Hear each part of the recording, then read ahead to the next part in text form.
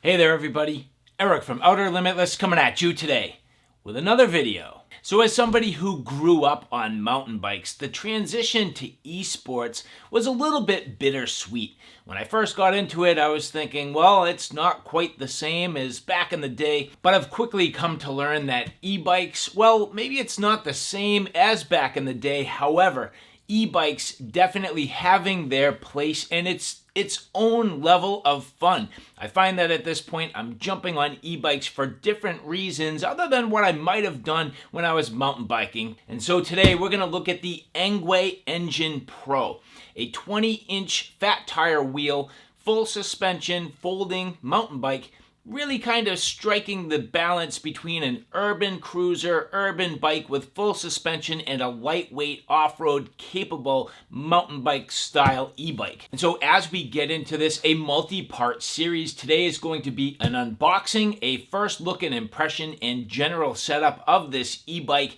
multiple phases later on going through the urban environment, taking it out on the trails and trying it in all kinds of different scenarios. And so as I mentioned, the first things to get this out of the box, but with that said, I have a whole bunch to do and a whole bunch to share with you. And if you're interested in seeing a little bit more about what I'm about to get into, do me a favor, stay tuned.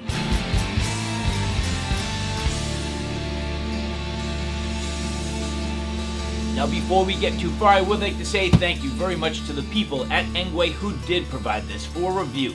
Now the first thing I'm going to mention is this is fairly heavy. Right here in the box, just shy of 87 pounds, 38.8 kilograms. So this is going to be quite a good amount of weight here. Now, pros and cons with all of that, it should ride nice and solid and firm on the ground, but then again, having a little bit of weight is going to make it a little less wieldy, a little less manageable depending on your strength level. But the fact that it's an e-bike, well, it has all the benefits of a 1,000 watt motor. We're going to get into this. Let's bust this thing out of the box. Now, the first thing as we bust this out of the box, everything nicely packaged, well padded, and as we try to get it out of the box itself, pretty easy to get down and right onto the central grab handle. That's one thing about this, because it's a folding model, this does have portability in mind, so leveraging that handle right away and digging this out of the box. Now, it will need a little bit of setup, a lot of zip ties. You're going to need yourself a nice knife or utility blade to cut everything free. Big, heavy-duty zip ties, lots of packaging here, so take your time, get everything unboxed nicely. All right, so now with everything unpackaged, a huge amount of packaging just between all the foam that they use to protect everything, little plastic caps in strategic locations, all the zip ties, very nicely packaged and extremely well prepared and protected for shipping. So at this point, there will be a couple of boxes. You'll see here one of the boxes with your power charging cables and ports, your user's manuals and instructions, some of the basic tools that you're going to need, and your pedals. The other box with the sort of risers, so your stem risers do come in a separate box. At this point, a fair amount of assembly, so we're going to go through all of those steps together. Step number one, installing the seat. Now, Engwe suggests standing this up on the kickstand. For me, you'll see I left some of the packaging as it does a nice job to help to support the bike. So apart from leveraging just the kickstand, I do have some of the packaging holding up both the fork and the rear tire. Also, I did choose to apply a light coating of grease to the seat post just for corrosion resistance and ease of use. And as we get this in here, quick release seat post, very straightforward. Not going to overly tighten anything at this point, simply getting this down and into place. Now, Engwe did not necessarily suggest that the seat is truly step number one, but for me, gets it up off of the floor. One less thing I'm going to kick in this process, and I really don't want to damage the seat. So for me, that made a lot of sense. For Engwe, they are saying to install the risers. So at this point, you can see these are the risers. Now, these will require Allen wrenches, which are supplied in the toolkit. So you'll see here, the whole front end is loose. This all needs to be prepared.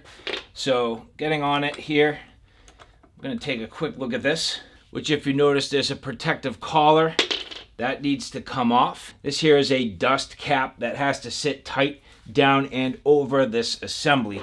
I'm going to take my first riser piece here and start to get this into place. That's going to fit down over the top of everything.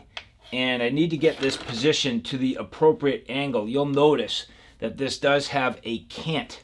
And if we don't get that in the right angle, then it's going to be sitting crooked. And we can either cant this forward or backward. And to me, I want to cant this forward. That's just my opinion. So I'm going to kind of rock this for now, cant it in the forward position. Now with that, we're going to open this right up. I'm going to get my cap, drop that down inside, and loosely tighten this just for now. I'm going to get that started. So that cap's going in there. And I want to make sure that I'm getting everything aligned and straightforward. I might need to do this a couple times once I get the wheel on and the bars and I'm sitting on this to make sure everything's appropriately aligned, but this will get me started. So with everything just loose and in place, that's going to get me started. Again, nothing really truly tightened down just yet, just starting to get everything pieced together. But the next piece to the riser going in now on top of the primary stem. This does have an indexing slot, so it really only goes in one way. I can remove the top of the handlebar stem at this point, get the clamp out of the way. Now getting the bars up and into place, I do want to be a little bit careful to make sure that the cables are appropriately routed, and you'll feel that there's a definite way that this wants to go so that you can get it up and into place with all the routing, so it's not binding, it's not twisted. Just paying close attention to that, and I can get my cap up and into place. Again, I'm not going to tighten all of this down too tight. I just want to be able to hold things together. I'll make all my adjustments in the end. So now at this point, with this assembly fairly complete, there are going to be things that Engwe does not show in their instructions that I believe I have correct. So for example, this is the top of the bars. You'll notice I got that clamp all nice over the top. You do need to buy yourself some space with the computer so you can get on the screws. Again, I have not fully tightened that down. I will in the end. On this section here, you'll notice inside the riser, so in here as I fold this open, I have this bolt and cap on the inside which will thread down and into the threads inside the fork. So again, that's going to have to be tightened down. You'll notice as we close this, this is going to be a lock, so I can lock that tight if I so choose, and I will absolutely do that because I do not plan personally on folding this up. You have your latch and mechanism right here to lock that up and into place, and then here your quick release for that upper stem. You can adjust this to height. So at this point the bar assembly is in pretty good condition, and of course by the end I'll have to locate my computer, tighten that down, and get that into the appropriate position. Next steps are to get the front fender and front wheel into place. So front fender here, very nice, color matched to the rest of the bike, which is awesome. So we're going to get this into place now. I believe we're going to go this way. We're going to get this set inside here. You can see this is going to mount up on this bolt on the front fork. We're also going to mount the light, so the light will get mounted. And then these stays, there are bolts on the lower sections of the fork, so that will all go into place. So far up until this point, I've used all the same hex key. So now I will have to start leveraging the wrenches. Pretty straightforward, just backing everything off. Trying to figure out the best routing for the light. I would suggest this probably wants to go down and around. This could either go this way or this way, but to me, down and around is a little more of a fluid motion for that cable routing. Getting the light into place. This is going to mount with your fender. I believe based on the geometry, the fender actually wants to mount on the back side of the fork. I'm not 100% certain, but that's what it does seem like. So at this point, I'm going to get the light mounted on the front, which that seems correct. Bolt right through it, through the fork, through the fender, and then my washer and nut on the back side of the fork. Now again, Engwe is not specific, but I will figure that out, and you're about to know in a minute. So now as you take a look at the details here on the front fender and the light is on the outside or forward side of the fork. The bolt I put through. There is a washer, so bolt, washer, then through the brace, so your fork brace. And then coming through to the back side, I have the fender on the back side of the fork brace. Again, a washer, and then the nut. And then coming down here, my fender braces going and bolting into the side of the fork. So again, the bolt, the washer, then the brace, and into the fork. I believe that's correct, so at this point we can get the tire mounted. Front tire now, removing the protection, so you can see here, coming off of the axle. And on both sides, obviously on one side you have your disc. Disc will be on this side, that's what side the caliper is on for the hydraulic brakes. And this is where things might get just a little bit tricky. So I'm gonna start to struggle with a little bit of a balance issue here, but shouldn't be a big deal. This will require the 15mm wrench to get it off. The inside nut is the 17mm. And now, removing that axle. I would suggest on the tire here, basically, I'm gonna take these nuts and the washer all the way off just to get these clear out of my way, but I am gonna have them beside me and ready to go. If you have grease on your hands, try to avoid touching the disc because that will impact your braking performance. The metal can be porous, and the grease and sort of grime on your fingers can definitely get on the discs. So try to avoid that if you can at this point. I don't know about you, but at this point, you know, my fingers are quite greasy. Now this might need a little bit of an adjustment on the axle to make sure that it's fitting right and everything's sitting nice and tight. I can't really speak to that just yet, but let's wait and see what happens when we get this into place. Now before we do this, we need to buy ourselves the space required inside the brake caliper. If you look carefully, you will see that this has a plastic shim in place here. So this plastic shim does need to come out, which it just pulls out. That's to make sure that the brake pads do not get seated tight together. Now at this point, do not pull your brake levers. You could end up with some issues just because your pads will squeeze together and they can stay kind of tight if you're not careful. So don't pull that brake lever just yet.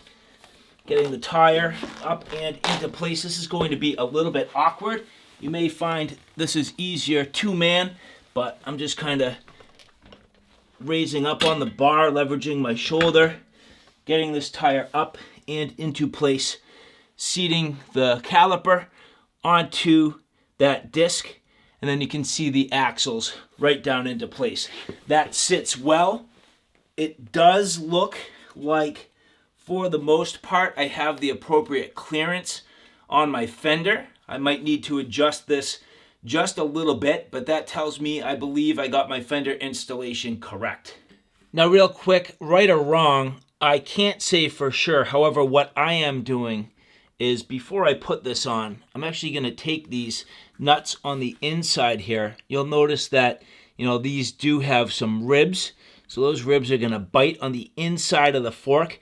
But I am basically, you'll see, if we're not careful, right, that's going to leave your axle subject to sliding around. So I'm going to take these and I'm going to tighten these finger tight, not with a tool, not too much, but real nice and finger tight right up against that inside bushing there. And there's your bearing. You can see the wheel bearing. Same with both sides before I put this down and into place. So again, I'm not going to go crazy tight here. Just enough that with my fingers, I'm trying to rotate this and tighten that down. And I think that's going to make a difference. And at this point now, I can get this reinstalled. So that's my take on this. I don't know what they're really going for, but in my opinion, that's what I believe would be the right thing to do. Which means now that I have this set into place, washer and nut go on the outside.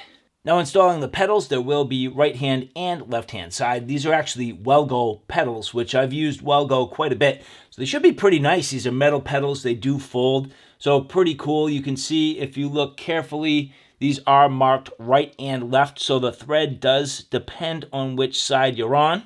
But the crank is marked. So the crank arms will show you the direction to thread these in. You can add a little bit of grease if you want. That's usually a good idea. For me, they feel like they have a little bit on them already, so I'll probably just leave it as it is. 15mm wrench, and we're just going to snug up on that a little bit. There we go. Opposite on the opposite side. So now as I get this prepared and finalized, inside the stem, folding that down, my next step, I'm going to get this nice and snug. That cap is going to push on this assembly and take all that pressure and evenly distribute it down and through the bearing system and into the fork. And you can see already that stiffens this whole thing up so it's not wobbling. So that's the first step. Once I get that tight, I'm not over cranking it, but a nice firm sort of, simple tightness there. Now getting the stem up, locking that mechanism. So that's good. I'm going to tighten that down just a little bit. Give that a quick little half a snug there. So that's all tidy, but that doesn't mean that everything's in alignment. So what I need to do now is check this for alignment with the front tire. Make sure I get this all nice and straight and in alignment with the fork and the tire. And at that point, I can lock down this part of the lower stem. And that's going to hold everything in place so that it doesn't twist on me. So that's going to be sort of the last step to getting this piece set up. Then from there, I'm going to go through the entire assembly, everything that I just worked on, making sure everything's nice and snug, not overly tight, but tight enough that it doesn't come loose. But from that perspective, at this point, this is starting to feel pretty nice. It's now at this point coming to the end of part one, so the unboxing and assembly. Part 2 will be more of the feature overview and actual initial impressions of the build quality and some of the general touch points on this particular model.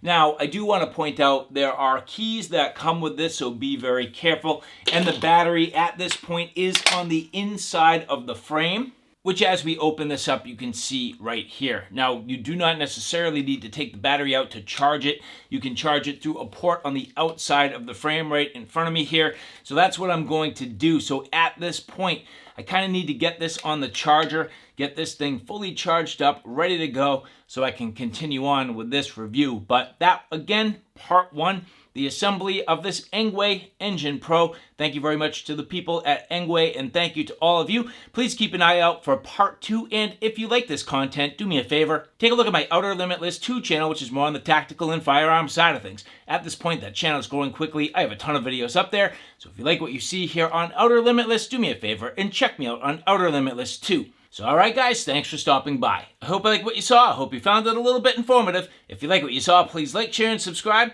And as always, thanks for stopping by. Take care now. I'll see you soon.